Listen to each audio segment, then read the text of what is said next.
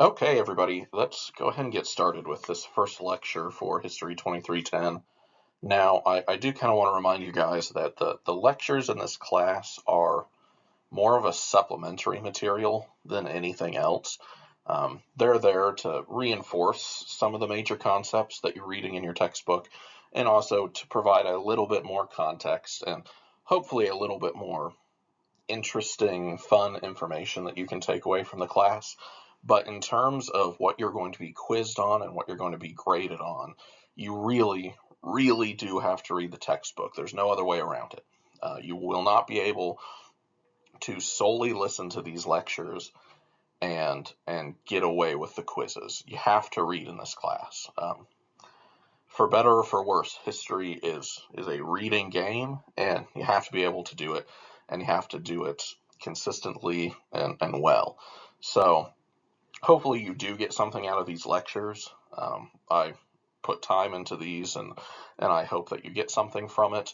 But definitely read your textbook. This is an online asynchronous class, and you know that's just the name of the game. You got to read and things like that, and you got to be a self-motivated learner in that way. But that being said, let's go ahead and get into this. This lecture is really built off when I've done this class in person. And so we combined the first two chapters of the book, Indigenous America and Colliding Cultures. So we're going to go over this in one. I'm only going to post this in one of the modules, but you'll be able to find the recording there. But let's go ahead and get into this. So our objective here is to better understand the complexities of the North American demographic landscape before the mass arrival of Europeans in the 16th century and the impact of colonization on the indigenous population. So I want to get this out of the way. It really does not do a service to the true history of North America the way that this class sort of has to be set up. There's a lot of history before Europeans ever arrive in North America. We know that. The thing that holds us back as historians from discussing that more in depth is the lack of written sources. So the history that we do have in North America is largely archaeologically based. Different finds throughout North America that give us clues, give us hints about what's going on, but we don't know for sure. We don't have any written sources from indigenous peoples before European contact in North America. We're not talking about the Mayans and the Aztecs in Central America who do have their own written language. But this is a hard thing to teach in terms of pure fact, and it's a shame that what really amounts to several thousands of years of history kind of gets pushed into what is probably going to be like a 45-minute lecture. So with that caveat out of the way, let's go ahead and keep going. So you'll see at the beginning of these lecture slides, I have these key points. They will help with the quizzes. They sort of reinforce some of the major concepts. I won't always go over them. Sometimes in these recorded lectures, I might just skip over them and get into the meat of the lecture. But they're there. You can definitely go and look at them and study them in the just document that'll also have uploaded to Moodle. So in each of your Moodle modules for the weeks, you'll see the recorded lecture, like this one that you're listening to, and you'll also have a PDF version of it that's just the slides. So you'll have both of those resources there. This time, let's go ahead and go over the key points just to give us sort of a basis, because again, we're going over so much history right now in a really, really fast way. So let's go ahead and look at these key points. So current consensus, and I say that because it changes a lot, and it's even changed very recently, is 12 to 20,000 years ago, the ancestors of the current Native American groups in North America crossed the Bering Land Bridge and spread throughout the continents of North and South America. So we probably remember that from high school. You remember learning about the Bering Land Bridge when before the end of the last ice age, there was a land connection from basically Alaska to what's now Russia, and the original inhabitants of North and South America, they crossed over that. It was a land connection at the time. And then at the end of the Ice Age, when there's a lot of glacial melt-off, the sea levels rise, and that part of the land gets covered by water. So Alaska and Russia are not connected anymore. That has been the academic consensus for a really long time. But it changes. Even as recently as I don't know, several months ago, there was another discovery in New Mexico, which, by the way, I'm from New Mexico, but there have been a lot of these discoveries there. Originally, there were the Clovis arrow points that were discovered around Clovis, New Mexico, that sort of dated it to around 15,000 years ago, 14 to 15,000 years ago. And very recently, they discovered some footprints in White Sands, and if anyone's ever been to White Sands National Park, that they're dating somewhere around 18 to 20,000 years ago. So as we discover more things, it changes what we know about this period of history. And since we don't have written sources from this time, a lot of it is, to be frank, conjecture. We're guessing the best we can in the most educated and responsible way that we can.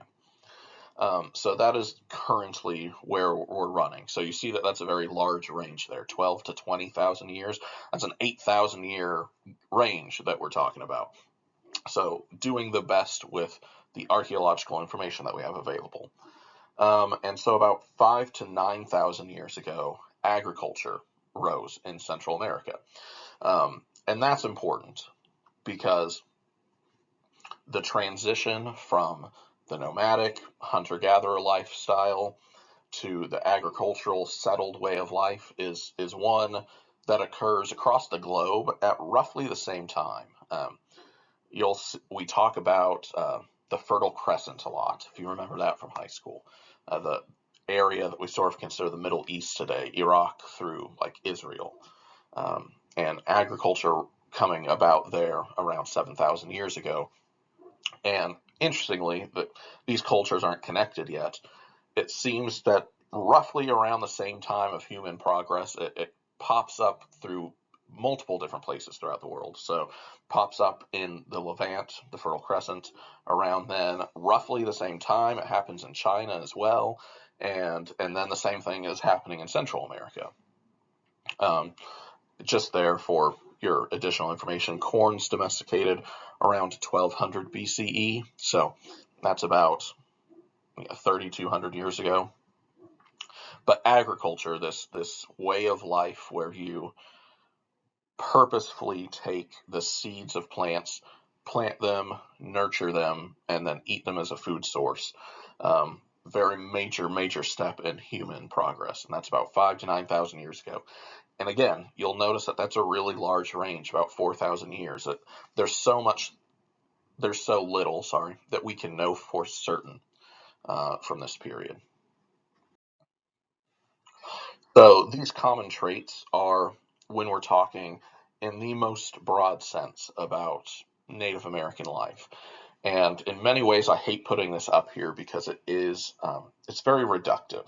It's very reductive of what was very diverse cultures throughout North America. It's a huge space. Even today, we kind of have different cultures among the states and based off where people come from and all of that. So to boil it down to these traits is, like I said, reductive. But for our purposes now, as an introductory course, this is what we've got. So as a common trait amongst most indigenous groups, their supernatural beliefs, their beliefs in the power of nature, they tend to be more intertwined than Europeans. Usually you would describe this as they're much more connected to nature than maybe Europeans, who are more interested in thwarting nature, building large ships to cross oceans that should prevent you from doing that. Giant irrigation and roadworks that are meant to change nature, to bend it to your will. So in general, and I'm going to say in general on most of these, the supernatural and the natural combine in a much different way for indigenous groups. The next part here, kinship networks, most common source of community. And that one really does apply for the most part. Indigenous groups tend to be tied together by who you're related to much more than Europeans. Obviously, we see it in Europe too. Big, important families, specifically like aristocratic families that hold power for several hundred years. That's one thing. But kinship networks in the indigenous world are completely different because they set you apart as a different group of people. And that ties into this next point that many indigenous peoples, they understand how they're connected through family through their mom.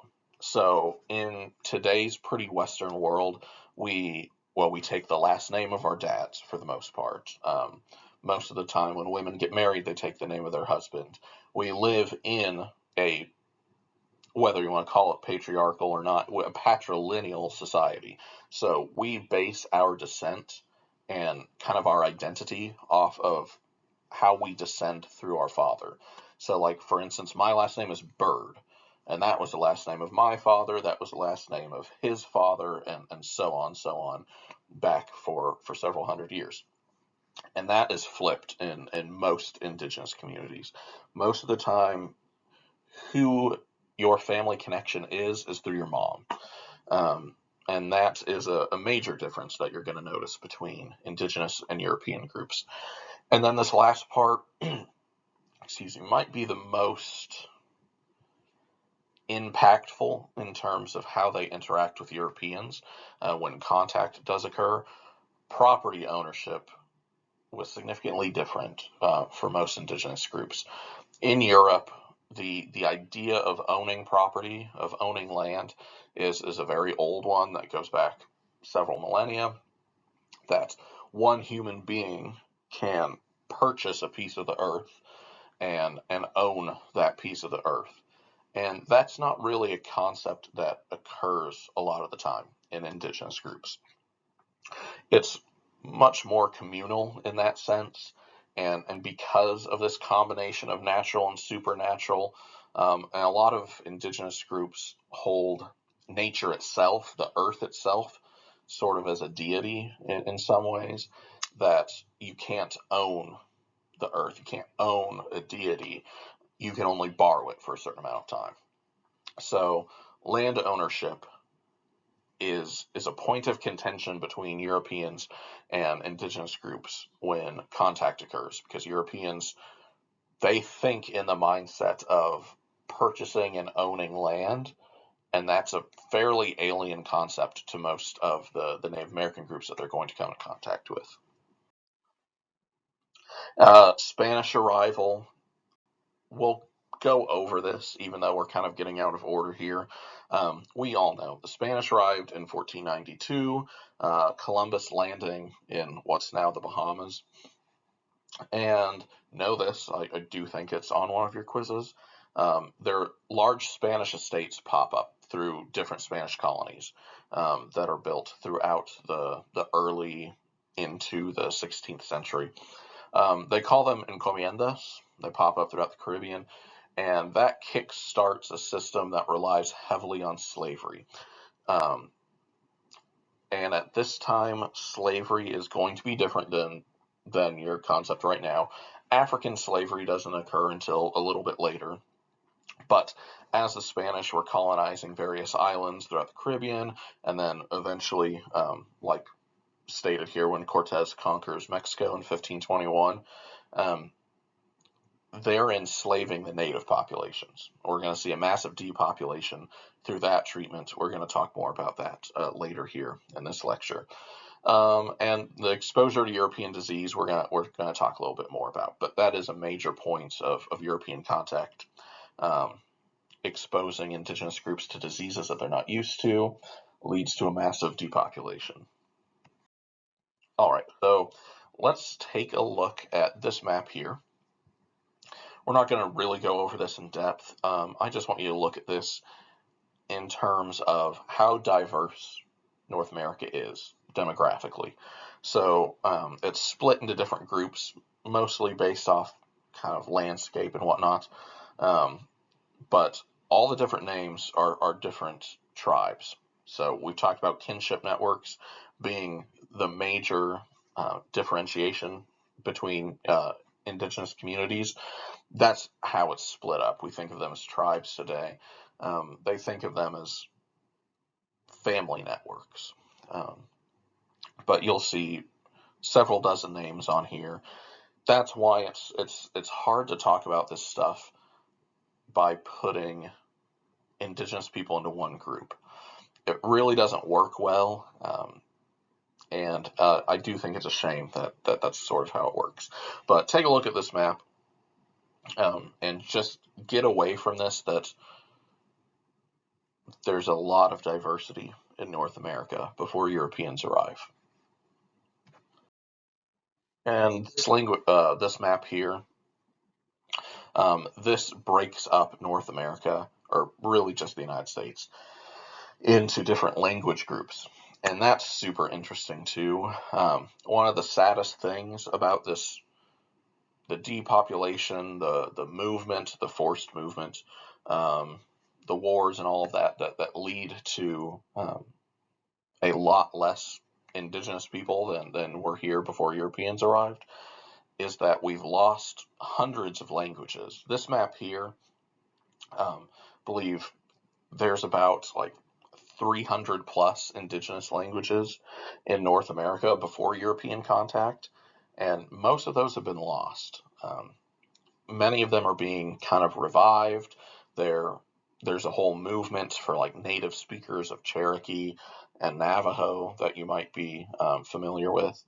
But a lot of these smaller groups, smaller languages, have just been lost to time. And that's kind of really hits home how much the native population has changed, how few there really are after several hundred years of disease, forced migration, violence, etc.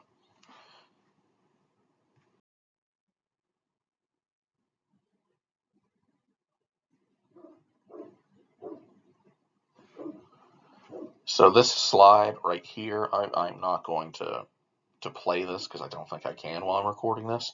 But in the document that that I upload in Moodle, please do go watch this. This is a video of someone speaking a native language.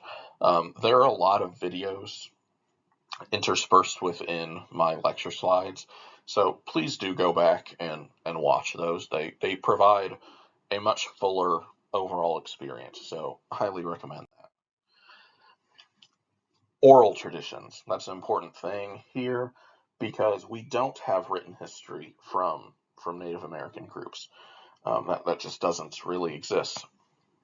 But the way that stories that explain the world around them gets passed down is orally. So you tell your kids, and they tell their kids, and their kids, and their kids for so long. And oral traditions are one of the like defining marks of Native Americans.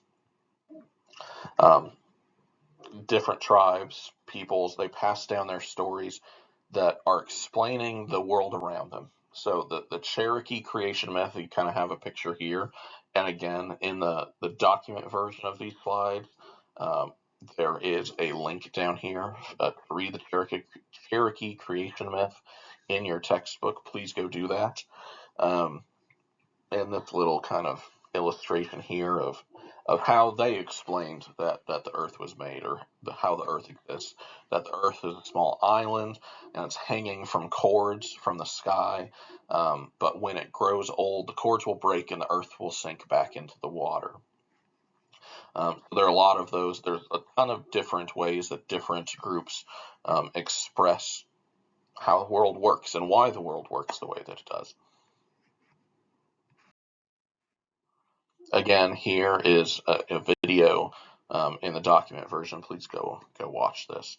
This is a really great oral rendition from a member of the Cherokee Nation that's relating a story about how the spider got the first fire. So an explanation of how fire became a major human invention. Please go watch this.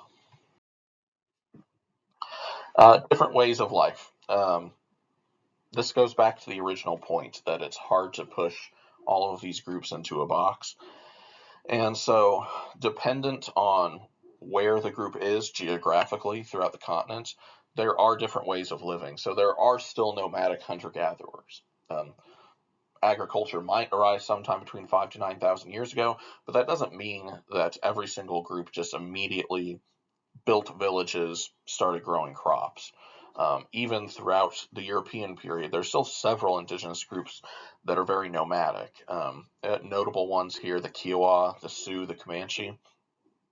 But on the flip side, a lot did build established communities with maybe seasonal migration, depending on what food is available at what time and where. But established settlements, generally, you might think a bit more of the American Southwest, like New Mexico. There are a lot of Native American ruins there, and the East Coast as well. So you've got a list there: the Iroquois, the Cherokee, Algonquin, Lenape. They're all on the East Coast. The Zuni and the Yuma are more in New Mexico, Colorado, Arizona. So within North America, these two ways of life, the much, much older nomadic way of life and the more established agricultural way, they coexist. A lot of the nomadic tribes, they tend to be in the Great Plains region. That's sort of the impression that you get if you watch a lot of like Western movies. And another thing that you'll get from that is that bison really was a critical component of food and lifestyle. So the way that you can break down a bison is really impressive. It was a non-waste system, I guess you could say it that way. The meat, obviously, is good for eating. The skin is great for tanning, to make leather, to make clothes. You can turn the bones into various things like knives and needles.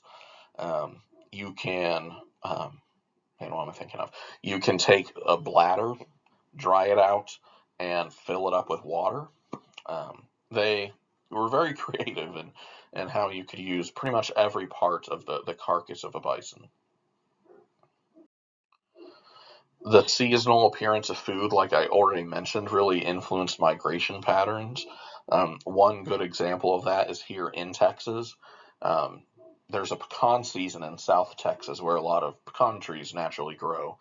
And so a lot of indigenous groups in Texas would move throughout the state on the season. So if pecans were falling, then they would probably migrate down south to where the pecans were available, because that's an easy source of food to gather. Um, when different cacti like prickly pear was available in a different part of the state, they might move there. When fish was readily available along the rivers or on the coast, they might move there. And that's sort of a good overall view of how seasonal migration in a nomadic group would work. Just availability dictates the schedule. And this right here is from a really interesting person. His name is Alvar Nunez Cabeza de Vaca. He's a Spanish explorer. He was originally on an expedition to explore the coast of Florida, and the ship sank. And there are only a few survivors from the shipwreck, and he and a few others wash up, and he spends several years kind of walking his way through what is the United States now. And at various times, he's sort of enslaved by different indigenous groups. And when he eventually, at the end of all of this, gets back to a Spanish group and returns home to Spain, he writes down his biography. He writes down what happened to him. And it's a really interesting source of native groups before they had really been in contact with Europeans. The Spanish were already in the area, but they hadn't really moved into a lot of these places, especially like Texas along the Gulf Coast. So he was, for most of his time there, the first European that a lot of these natives ever encountered. So he has a really interesting viewpoint of one of the only viewpoints, really, of indigenous groups before major contact with Europeans. And he's kind of writing here, this is about seasonal migration. He says that when it comes to the season in which these Indians go to another part of the country to eat prickly pears, people would arrive from parts farther on. They would bring bows to barter and for exchange, and with whom, after making our escape, we should be able to go on their return. Having consented to this course, I remained. The prickly pear is the size of a hen's egg, vermilion and black in color and of agreeable flavor. The natives live on it 3 months in the year, having nothing beside. So one element of this nomadic way, this seasonal migration, is that through various parts of the year, you're eating possibly only one specific food group. Now, we wouldn't recommend that today under modern nutritional guidelines, but this is kind of the way it worked. So you might spend 3 months eating only prickly pears. You might spend 2 months later on only eating pecans, and so on. He goes on here. He says, to them, the happiest part of the year is the season of eating prickly pears. They have hunger then no longer. They pass all the time in dancing and eat day and night. While these last, they squeeze out the juice, open, and set them to dry. And when dry, they are put in hampers like figs. These they keep to eat on their way back. The peel is beaten to powder. So they developed a lot of different ways to make this last. It occurred to us many times while we were among this people, and there was no food, to be 3 or 4 days without eating, when they, to revive our spirits, would tell us not to be sad, that soon there would be prickly pears, when we should eat plenty and drink of the juice, when our bellies would be very big, and we should be content and joyful, having no hunger. From the time they first told us this to that at which the earliest were ripe enough to be eaten was an interval of 5 or 6 months. So having tarried until the lapse of this period and the season had come, we went to eat the fruits. Now, this other way, this agricultural way of life, many people lived in small permanent settlements that relied on agriculture to produce the majority of their food. Um, Major point to get out of this, and again, generalization, but I've said that enough, I think. The three sisters, know that phrase. The three sisters are beans, maize, and squash. They're a major part of the diet in most of North America. It grows well in most parts. But specifically in the eastern U.S., you'll also see this in Central America as well. And this illustration here kind of shows the unique way that it was grown and kind of really highlights how ingenious a lot of the native agricultural methods are. Squash grows along the ground in vines, if you've ever grown that or had a garden or anything like that. So that can grow um, along the ground. You can also plant corn there as well, and the corn will grow up, so it's not really interfering much with the squash that's going on. And beans, I've never grown beans, but I have seen them grow. And beans grow up, and they tend to kind of twist around whatever they have available. So a lot of times when you do grow beans, you have to set up a pole, like a wooden pole or something. And as the beans grow, they grow up and they have this vine that sort of twists around it. But in this method, they use the corn stalk to do that. So within the same pretty small patch of land, you can grow three major crops that provide a pretty balanced diet. You can grow the corn, the beans, and the squash in the same plot of land. You don't need a ton of land to do that. And that's sort of a major differentiation between older traditional European methods of agriculture that do require a lot of land to do it, and this native way that takes smaller patches of land and grows a lot of food from that small patch. They also were involved in a lot more environmental modification than we used to think. So today, if you go to Nevada, you'll see the Hoover Dam, and that's one of those big markers of the progress of humanity, the modern world, is that you built this giant dam to hold back a major river, and you're changing the environment to your will. The river wants to run a certain way, but human beings put something in front of it and say, no, we want you to do this. And there were more of those efforts that are popping up in the archaeological record. that are really interesting. Here in the document, there's a link to a study from Baylor about different land clearing and water redirection that various indigenous groups did. So all of this is an effort to combat a lot of patronizing, condescending, racialized intellectualism of the past several centuries that sort of place indigenous groups almost in a different intellectual class from Europeans who, and I'm sure you've heard this phrase, brought civilization to North America.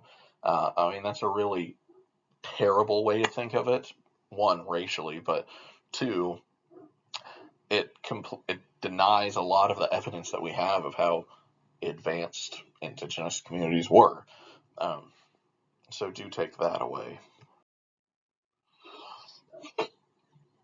Through the process of growing crops and being reliant on that, you have to stick around to nurture them and to grow them. So it made sense to build communities. Living in one place, building these permanent or semi-permanent structures. And different tribes had a lot of different styles of architecture they're kind of interesting to look at. You have a depiction here of an Iroquois longhouse, which is one style. Um, Here, please go watch this video. It's very cool. It's a recreation of an Iroquois longhouse. So I find it helpful to have these different visual aids when you're talking about stuff like this. Pictures are great, but sometimes video just is that extra added touch. Some examples here of Cherokee architecture.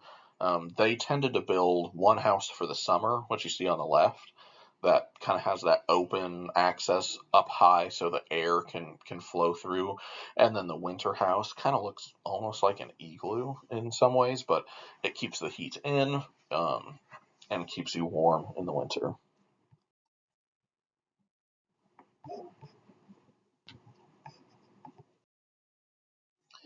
All right, so let's go ahead and get into part two here. Chapter two. Again, like I said, we're combining these two chapters. We won't go over the key points from this. They'll be there in the document for you to read.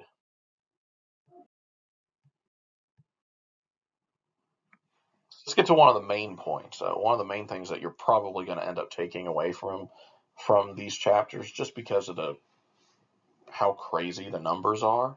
Let's talk about the decimation of the native population.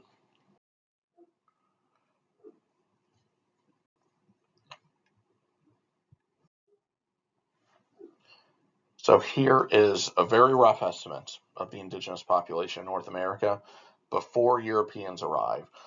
Right now it's set somewhere around 24.5 million. And this is a super controversial thing amongst historians. There are so many different numbers that are thrown out there. Some are as high as like 80 million, some as low as 5 to 6 million. So this is it's really my opinion of the numbers that make the most sense, and from the studies that seem the best and the best well done. So uh, we'll roll with the number of 24.5 million, well knowing that we can't know the number for sure. Here is a number that we do know a little bit better, though. This is the rough estimate of the population a century after contact, and that's 2.5 million. So if you're going off of 24.5, losing 22 million in population in 100 years is shocking. Um, that is a giant population loss there. I think that would be similar today. The United States has somewhere around 340 million people. Yeah, it would be like imagining in 100 years the U.S. population goes down to like 30 million. That would be pretty hard to perceive. The population of Texas is more than 30 million.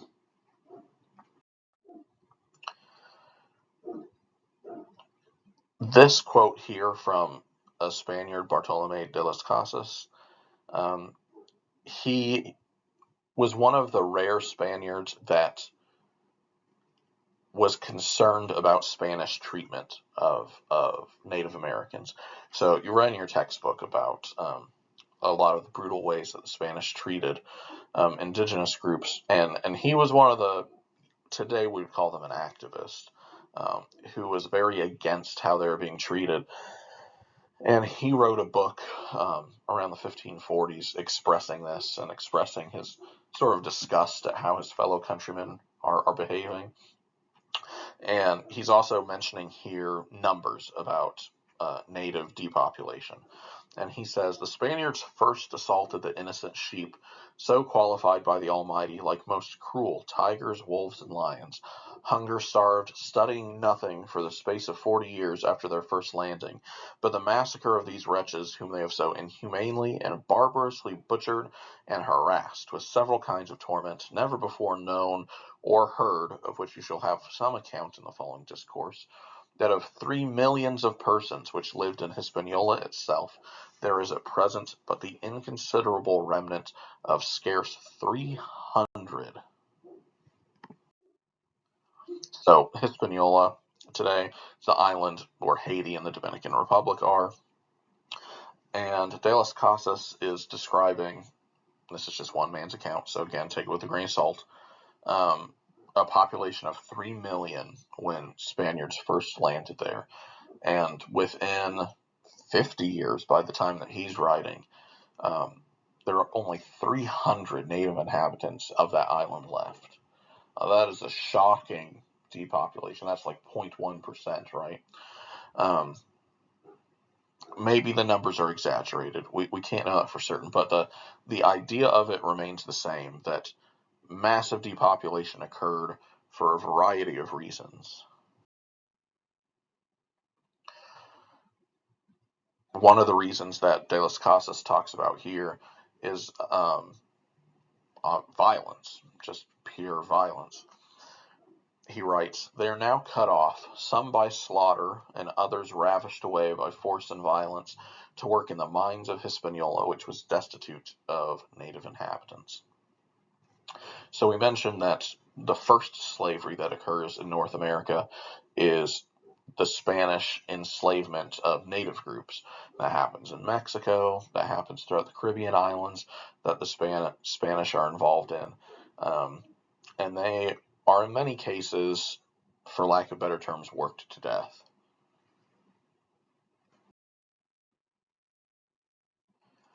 And this account here is from an Englishman. We're kind of chronologically skipping forward quite a bit to 1709.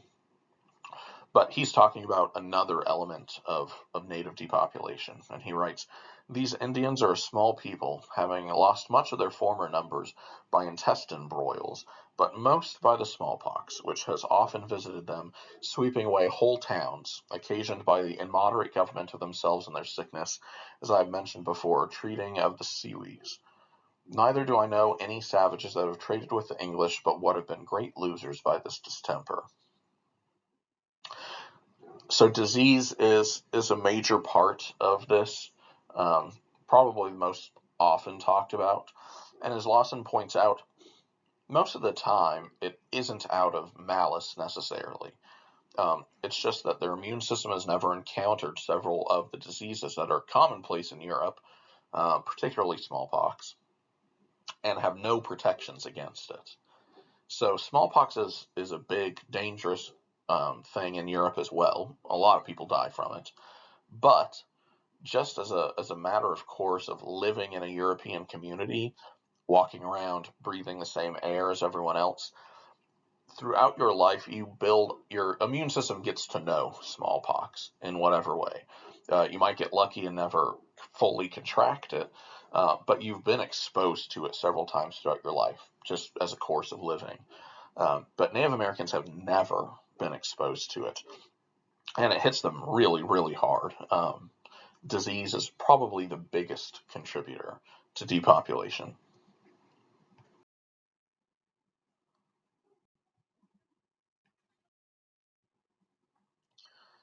Here, please go to the PDF document, go into your textbook. this is an Indian account of the first arrival of the Dutch at New York Island that is really interesting.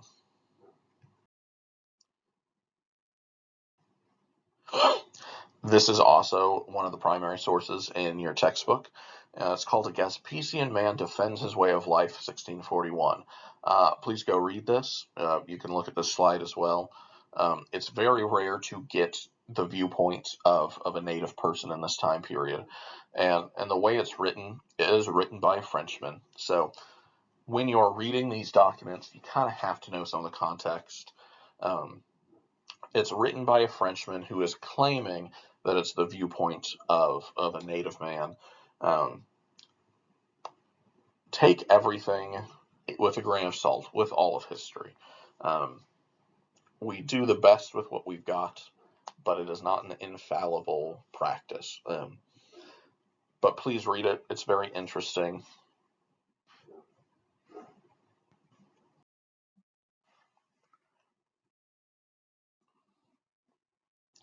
So let's talk about some of the English motivations for colonization. And we're going to focus here in the lecture on English, mostly because in terms of United States history, this is, especially in the early period, a very Anglo-based country. The colonization that happens along the East Coast, where a lot of early United States history happens, it's heavily Anglo. So we are going to focus on that just in terms of United States history. Back in the keynotes part of the document, you'll find some summaries of other nations that colonized various parts of North America, like the Portuguese and the Dutch and the French. But for these purposes, we'll mostly be focusing on the English. Richard Hakluyt, Englishman, kind of spelling out some of the reasons why the English are starting to get interested in colonizing North America.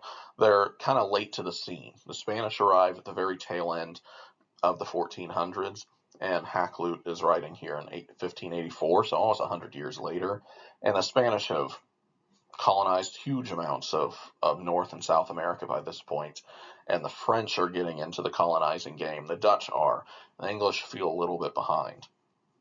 And Hakluyt writes a book kind of laying out why the English should be more involved in colonizing the, quote, New World.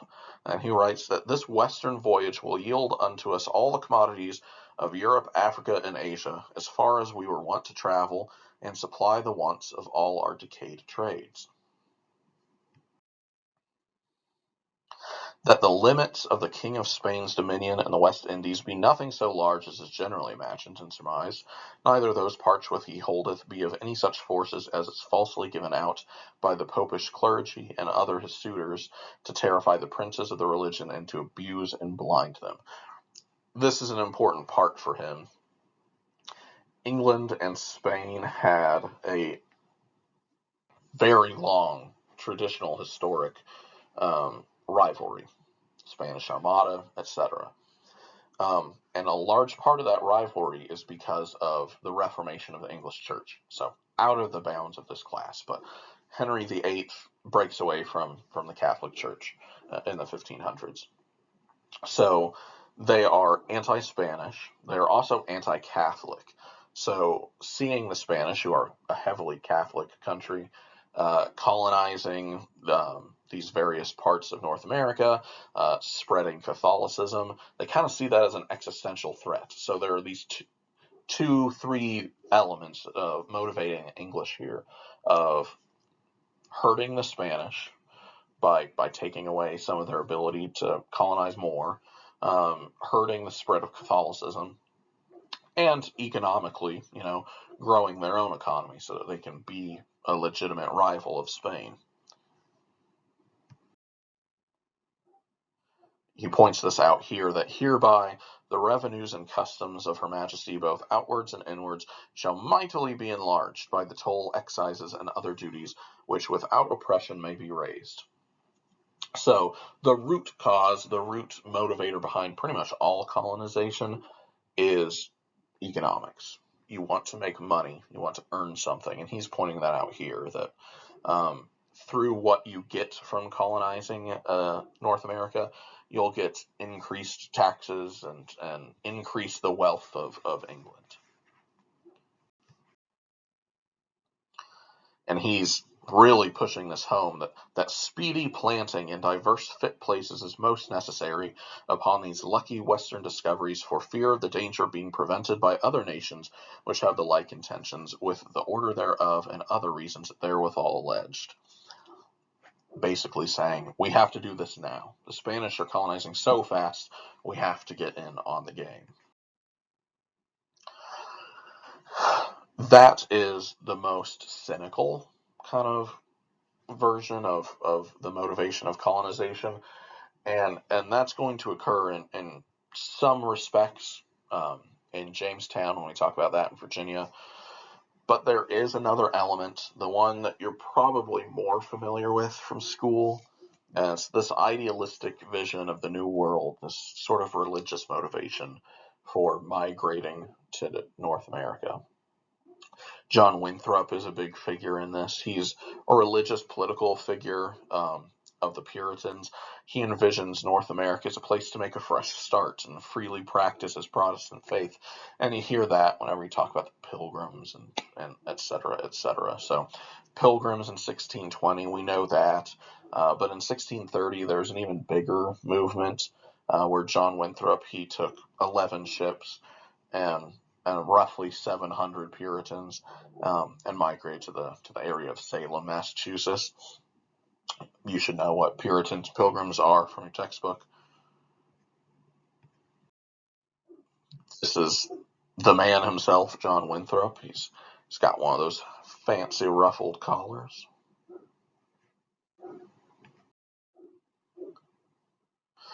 And this is the area that we're talking about here, Plymouth Colony. Established in 1630, the Pilgrims landed there in 1620, but legally established in 1630, and the Massachusetts Bay Colony roughly the same time. Salem is up north of Boston, you can see that, and that's where Winthrop and his group went. And they are going with the mindset of the farther away from the King of England, with some religious troubles that are happening over there, the more freedom they have to practice the faith that they want to practice. Is the very, very boiled down version of this. This is the most famous quote from John Winthrop, kind of laying out what he wants out of migrating to North America. He says, "For we must consider that we shall be as a city upon a hill. The eyes of all people are upon us, so that if we shall deal falsely with our God in this work we have undertaken, and so cause him to withdraw his present help from us, we shall be made a story and a byword through the world. We shall open the mouths of enemies to speak evil of the ways of God, and all professors for God's sake. We shall shame the faces of many of God's worthy servants, and cause their prayers to be turned into curses upon us, till we be consumed out of the good land whither we are going." And that is where we're going to stop for this first lecture. Like I said at the very beginning, this is supplementary stuff. I hope it helps you. I hope you get something out of it. I hope you listen. But read your textbooks. You absolutely have to do that if you want to be successful in this class. But thank you for listening, and I will talk to you in the next lecture.